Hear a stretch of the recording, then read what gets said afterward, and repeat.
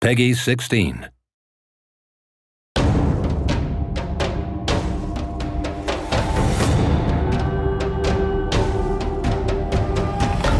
In Risen 2 startet man. In Risen 2, you start out at Carrera, the headquarters of the Inquisition. The first journeys you undertake as a passenger. Later, the game opens up and you are able to travel to any point of the world by yourself. That was quite a challenge for us because we had to structure the game in such a way as to make that work. What we often do when we develop a game is we begin by designing the world. And then comes the story. Then it's all about, why are there people here? Why is this town here? I'll get the stuff you need. Excellent. Und in zweiter Linie kommen dann And only then do we consider the quests. Meaning, if there is a reason why this guy is here, it could justify having a quest. Kann das ein Grund für eine Quest sein? Wir erzählen unsere Geschichten ja immer wie ein Buch. We always tell our stories like in a book, meaning there's a story you can get into, and here you can experience it in different ways. But at some point, everything comes to a head and you reach the end. We've tried to make the middle bit, the substance, as wide as possible so you have a lot of variety. It all gets resolved at the very end, so that our fourth chapter, if I may call it that, is much shorter, whereas the chapters prior to that are packed with quests. Und bis dahin die Welt auch wirklich vollgepackt ist mit Quests.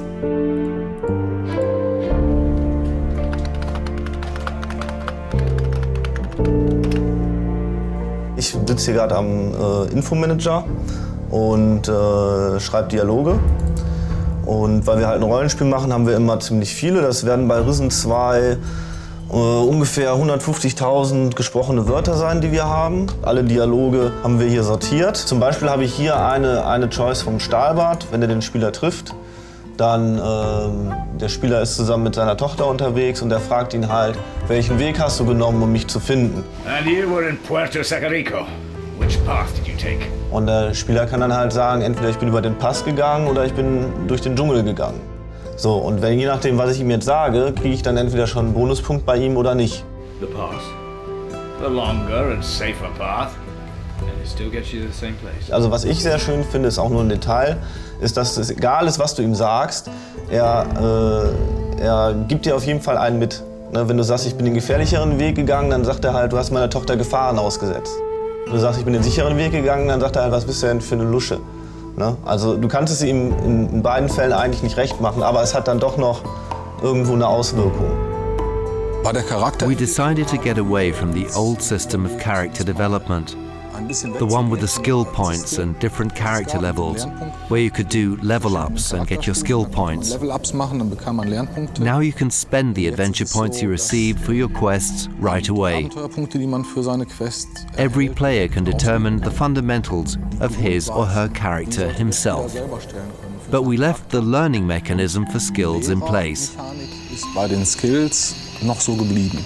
Can you teach me voodoo? Such a great and dark gift you ask for. Und das This is actually a best of both worlds solution as far as I'm concerned. Worlds war.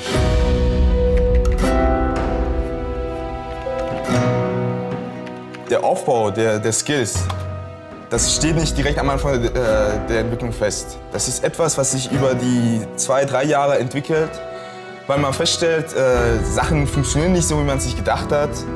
Oder weil man neue geniale Ideen hat und denkt, okay, ich muss das unbedingt jetzt reinbringen. Und deshalb haben wir am Anfang einen ganz primitiven Aufbau von Menüs gemacht, wie die Skills dargestellt werden. Das, was wir aus Season 1 mitgenommen haben, dass es teilweise zu überladen war mit Informationen. Und wir wollten, dass das alles gut strukturiert ist unter Reitern, dass man nicht überfordert wird mit irgendwelchen Zahlen und irgendwelchen Informationen. Während wir im ersten Teil Whereas in the first part, the story centered on aspects such as freedom versus structure, what are the bandits doing, they do whatever they want, what's the Inquisition doing, marching 1, 2, 3, 4, just doing their thing. We've now focused on the story of our 4 captains and the fight between Mara and the so-called free world.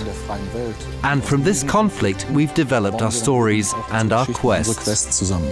What we didn't want was to be arbitrary or generic, meaning we want to offer a huge variety, but still tell a coherent story with the player. That's why we've always opted, and still do, for the player choosing a certain character with its own history, rather than have him generate his own random character. And we don't have 10 different endings that one somehow arrives at. We want to tell our story in a way that is ideally enjoyable for the player too. So you have options, but within the framework of the story. That's how the game works. Diese Geschichte die Freiheiten zu lassen.